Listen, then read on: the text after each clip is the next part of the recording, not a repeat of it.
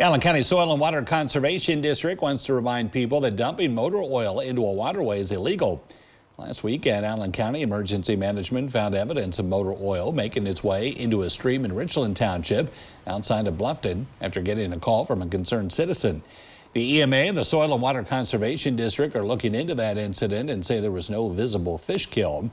Officials say people need to know that this action is against the law and there aren't proper ways to dispose of oil. You can recycle used motor oil. You can call local auto parts stores to see if they will take it, and they will recycle it for you. And a lot of times they will for free. So there are a lot of solutions to these.